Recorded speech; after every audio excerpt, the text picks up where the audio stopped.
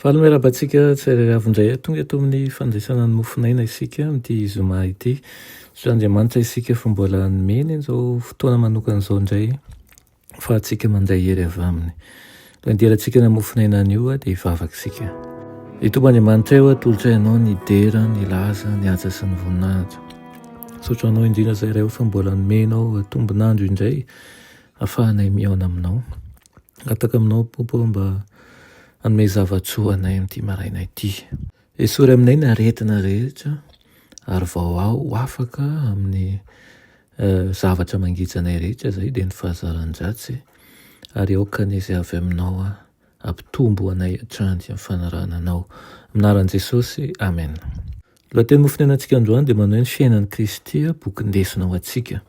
Alaina amin'ny Salamo 2:7, diny voalohany sy ny faharoa manao hoe: tsara ny hideran'i Jehovah sy ny ankalazany anaranao, ry avo indrindro, ary anambarany famindramponao noho ny maraina sy ny fahamarinanao noho ny alina. Amen.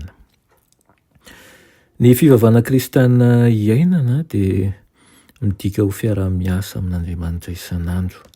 Fiasana ho an'i Kristy, tsy indray indray fa tsy ankiato. Ny fanaovana tsirambina ny fanehoana fahamarinana iainana eo amin'ny fiainantsika dia fandavana ny finoantsika sy ny herin'Andriamanitra. Mitady olona no hamasin'Andriamanitra, olona voatokana ho amin'ny fanompoana azy, olona izay hiaino sy hanaiky ny fahanasana hoe eto ny ziokako ka mianara amiko. Tamin'ny mpahamatorana manao ahoana re no nanatanterahani Kristy ny asa famonjeny antsika?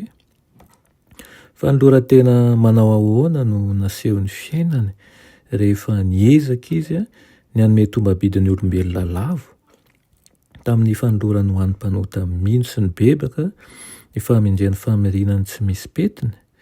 Niasa tsy nety sasatra izy. Teny rehetra teny ny torian'ny filazantsara sy nanasitrana ny marary dia nomeny avokoa izay azy rehetra mba ahafahany manantanteraka ny drafim-panavotana. Tsy voatery hanao an'io sorona lehibe io Kristy. Nianiana tamin'ny naimpony anefa izy fa hizaka ny famaizana tokony ho an'ny mpandika ny lalàny. Ny fitiavany irery ihany no manery azy ary tsy nomononmonina izy raha niaritra ny hirifiry tsirairay sy nandray ny fanalam-baraka tsirairay izay ampahany amin'ny drafim-pamonjena. Manoloana ny fiainan'i Kristy feno fisasarana sy fanompoana, mova ireo mitonona ho kristiana isalasala ny tondra ny azo fijaliany ka hanaraka azy. Nanetry tena tany amin'ny lalina ambany indrindra izy mba hasandratra any amin'ny faratampon'ny fahadiovana sy ny fahamasinana ary ny fahatanterahana isika. Tonga mahantra izy mba ahafahany mandrotsaka ao anatinao sy ao anatiko izay trotraky ny fanotrana ny fahafehon'ny hareny. Niaritra ny azo fijalian'ny fahafahambaraka izy mba ahafahany manolotra fiadanana sy fitsaharana ary ny koa fifaliana ho antsika. Tsy tokony hankasitraka ny tombontsoa amin'ny fiasana ho azy ve isika ka ho dondona aneho fandavan-tena sy fanoloran-tena ho azy? Tsy tokony averintsika amin'Andriamanitra ve izay rehetra navotany, ny fitiavana izay nidioviny ary ny tena izay nidioviny mba ho voahazonao amin'ny fanamasinana sy ny fahamarinana tokoa isika. Izany tokoa no irina eo amin'ny fiainantsika tsirairay avy dia ny mba hanjakan'i Kristy eo amin'ny fiainantsika, eo am-pontsika kanefa tsy hankaterena fa sainantsika hanokatra ny momba antsika rehetra ka hanolotra ny tenantsika fa nanitra velona ho azy. Ny mba ho tonga eo fiainanao mandrakariva izany. Amen. Raha ny tsara ny izin-danitro mbola misaotra anao izay ny amin'izany teninao izany. Mangataka aminao indrindra izay iray mba ho avaozinao mandrakariva ka ahatsiaro fa nomenao ny zavatra rehetra izay dia ny zavatra sarobidy aminao. Ny fitiavanao, ny famindramponao ary ihany koa ny niantsonao anay ho zanakao. aoka ane ny fanahinao masina tsy hasaraka anay fa tonga anay fototra manjakariva ny amin'izany fitiavanao zany.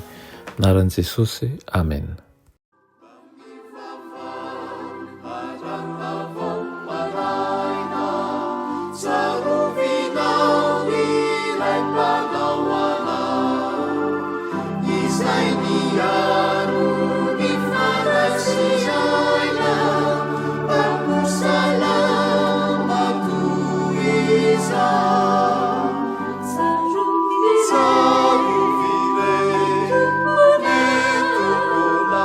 Sarviaro